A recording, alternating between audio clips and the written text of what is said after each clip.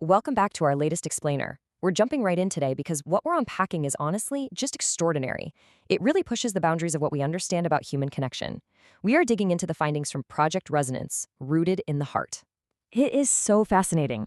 We're talking about a wildly ambitious, totally immersive 8-week collective heart coherence experiment. And it wasn't just confined to some single laboratory somewhere. No, it spanned across Europe and India. The whole premise almost sounds like sci-fi at first glance. They basically set out to test whether humans can intentionally build, sustain, and, this is the big one, actually measure a collective energy field. Exactly. This explainer is all about bridging deep human intention with hard empirical data. You've got over 250 participants across two completely different continents using actual sacred geometric sites, literally trying to see if they can move the needle on the global energy grid. It really makes you wonder, do our internal states actually impact the external world in a tangible way?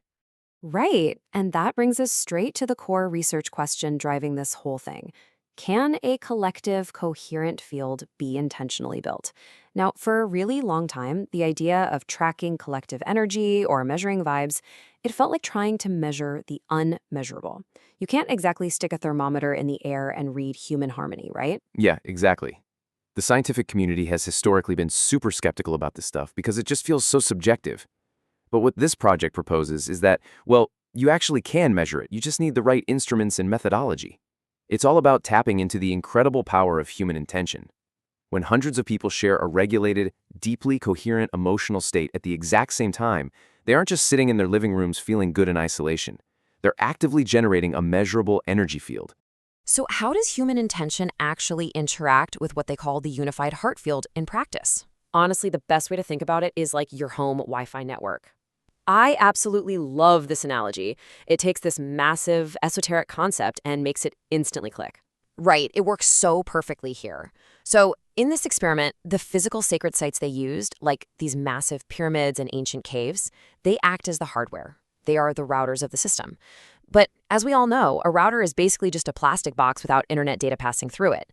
The human intention, the collective meditation, the coherence practices, that is the bandwidth powering the network. You absolutely need both. You need the physical hardware and the human bandwidth to get a really strong transmitting signal. And the team behind the curtain here, they call themselves the Resonance Architects. They are what makes this so incredibly fascinating. This is not your standard homogeneous group of lab researchers. The team is wildly multidisciplinary. Oh, for sure. You've got J-Jacques Brelezeau and Alain Beaujard bringing the geobiology expertise. They're essentially mapping Earth's subtle energies and looking at how physical spaces actually hold resonance. Right, while Dr. Olivier Abasolo is handling the integrative health side of things. And then over in India, you've got Dr. Sanjita Nehra, who is an Ayurvedic medical doctor and a quantum scientist, working side by side with Dr. Anil Sinha, another quantum scientist. And then throw in Remy Florian integrating architecture, Ramesh Gupta on engineering, and the world-renowned HeartMath Institute into the mix. You just don't see this kind of collaboration in traditional academia. Having geobiologists comparing notes with Ayurvedic doctors and quantum physicists, that is exactly what elevates this from a simple meditation study into a totally unique, groundbreaking project. So let's take a look at how they actually built this across the two main participant groups.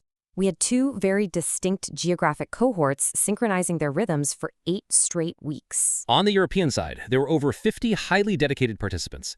They anchored their collective rhythm with Tuesday online meetings and then combined that with a self-paced protocol that they kept up for the rest of the week. Meanwhile, the Indian cohort had over 200 registered participants, and they synced up their main collective gatherings on Sundays. But let's just pause for a second and appreciate the pure logistics of this. Getting over 250 people across vastly different time zones, totally distinct cultures, and very daily routines to intentionally lock into the exact same energetic frequency, that is a massive undertaking. 2 continents, 2 different weekly rhythms, but one shared intention to build the field.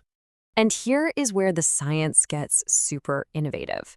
To capture the full, nuanced picture of what was actually happening, they deployed a 4-stream research architecture.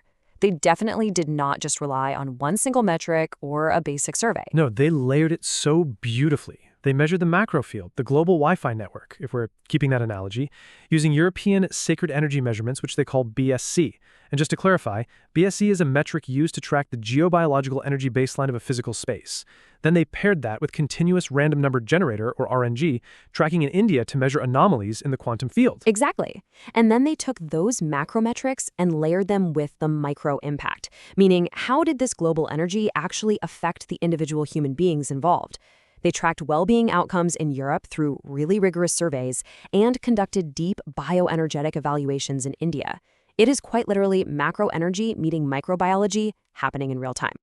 Which brings us to the very first massive result of the project, 105.6. You have to tell them what that means, because it is literally wild. Okay, so over the course of the 8-week program, the baseline strength of the collective energy field didn't just tick upwards slightly, it completely exploded.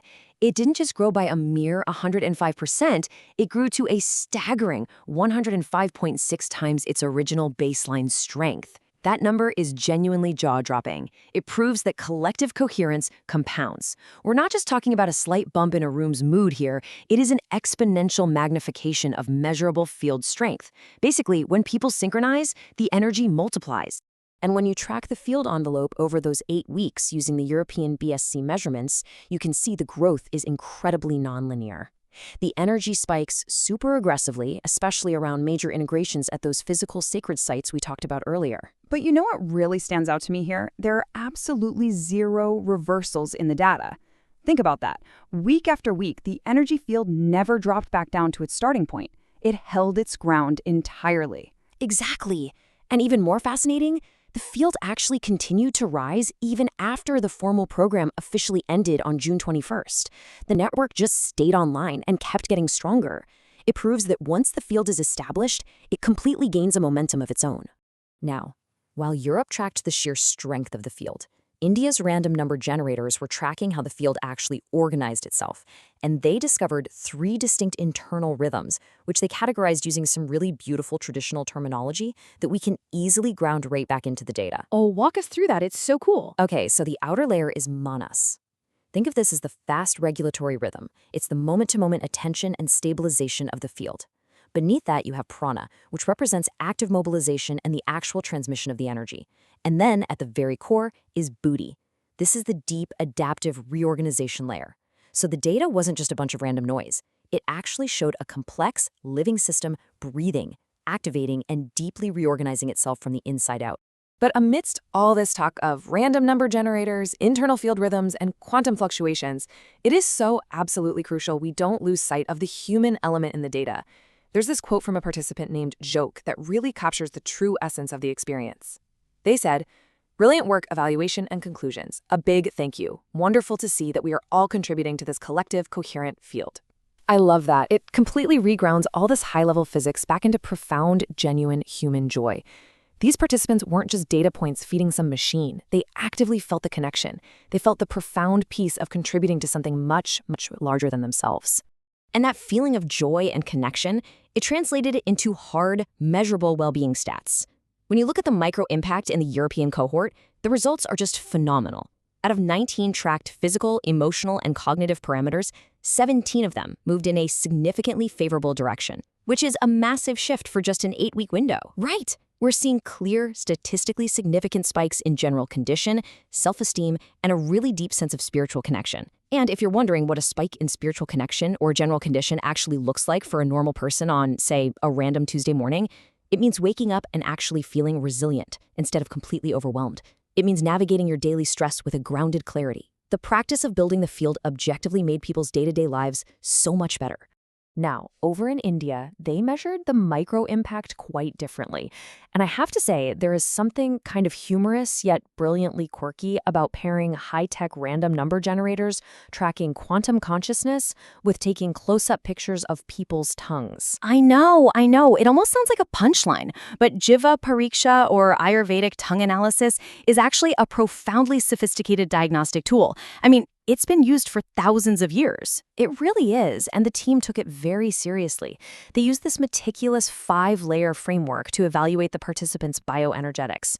They looked at the color to determine vitality and heat, the shape and edges for pranic tone, the coating for deep metabolic blockages, the moisture to measure autonomic nervous system balance, and finally, the overall biofield or sheen to measure coherence. It's incredibly detailed. And what the tongue analysis revealed is super fascinating. So in Ayurvedic terms, Agni refers to your digestive fire, while Ama refers to deep, stubborn metabolic blockages. But what the researchers found was that those deep physical layers, the Agni and Ama, they actually didn't change immediately. Okay, so what shifted first? Vitality. The earliest visible changes occurred right on the surface. We're talking about the sheen, the edge tone, the localized heat. That subtle vital energy moved and improved literally weeks before the gross physical pattern shifted. Wow. So this essentially proves that if you want to change the physical body, you have to shift the energetic state first. That is such a vital takeaway.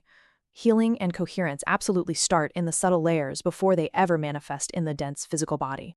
So this is where all these different threads, the macro field strength, the internal rhythms, and the micro well-being of the participants, they finally weave together into what the researchers call the closed reciprocal loop. We saw so clearly that human coherence practice feeds directly into the field. Right, it builds the bandwidth. Exactly. But the key is that it's not a one-way street. That rapidly expanding 105 times stronger energetic field, it then reflects right back upon the participants. It sustains their human vitality, it drives emotional regulation, and it literally improves the physical and mental well-being of the people involved. We build the field, and in return, the field builds us. Which leaves us with a final, very provocative thought to wrap up today's explainer. If it's scientifically demonstrable that we build the field and the field builds us, what kind of energy are you transmitting today? Man, that's a question that really stops you in your tracks. Every single day, whether we realize it or not, we are all contributing our personal bandwidth to the shared global human Wi-Fi network. The research shows that our intentions matter and they are mathematically measurable. So let's make sure we're broadcasting a signal worth tuning into. Thanks so much for exploring this with us, and we'll see you next time.